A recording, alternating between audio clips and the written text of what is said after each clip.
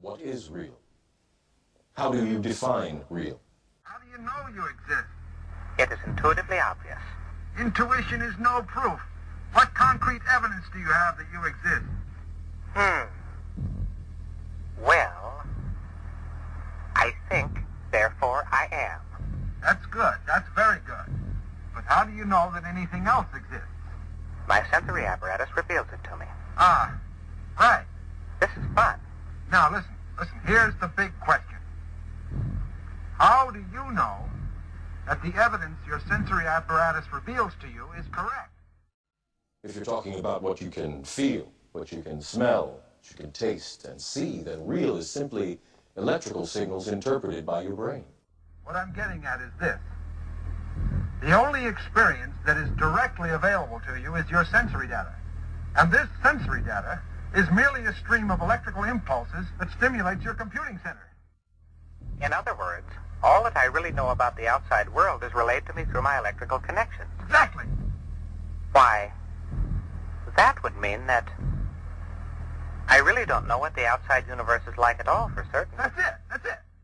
So we're really like blind people groping around with these feeble little senses to determine what reality is. Can make sense of the world only if we base the world on consciousness. World is made of consciousness, world is consciousness, consciousness is the ground of being. Quantum physics makes this as clear as daylight. If you want to see fear in a quantum physicist's eyes, just mention the words, the measurement problem.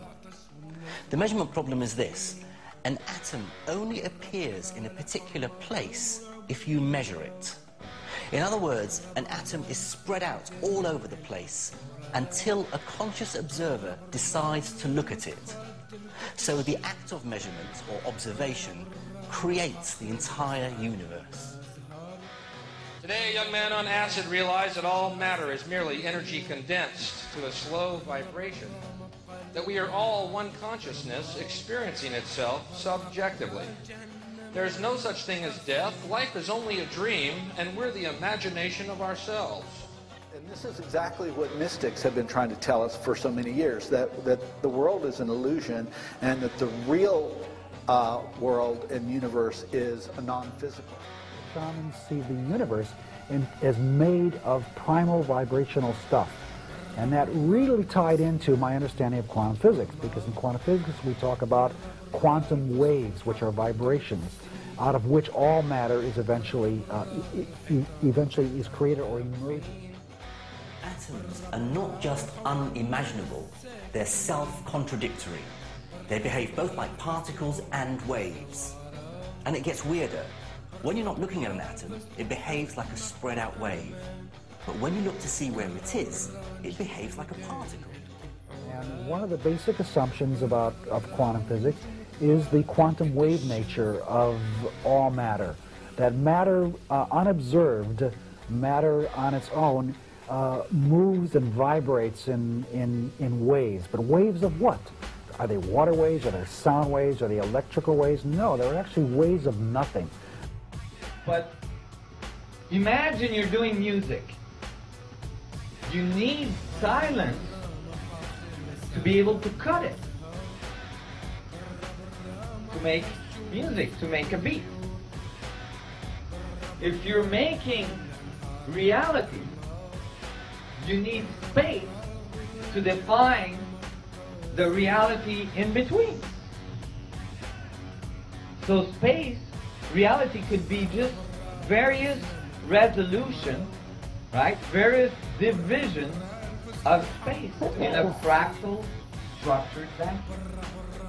The space that we believe is empty is not really so empty. It's full of a living essence, of a living material that we're only beginning to understand, number one. And number two, the fact, and it is a fact now, that we may have experiences inside of our bodies that influence the world beyond our bodies through the conduit of what's in this space. I mean, if you said to people, is that table solid? They say, of course it is, of course it is. Well, it isn't, it can't be, it's made of atoms, right? And atoms are not solid. Tell me how it does that. Our minds do that by turning vibrational fields into apparently physical objects. Do not try and bend the spoon. That's impossible. Instead, only try to realize the truth. What truth? There is no spoon. There is no spoon?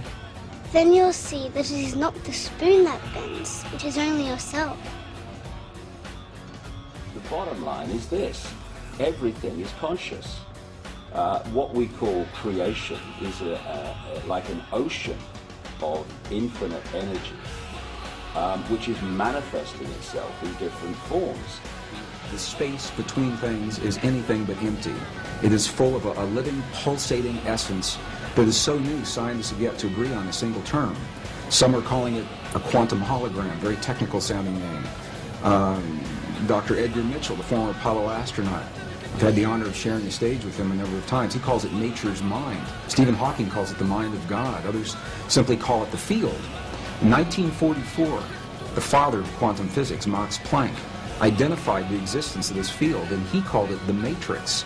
He said, underlying everything that we see, our bodies included, everything we see in the world around us in our bodies, he said, there's the existence of what must be a conscious and intelligent mind. This is his language in 1944. He said that this mind is the matrix of all matter, and it's from his work that the movie series began and many of the ideas that we have today. Your appearance now is what we call residual self-image.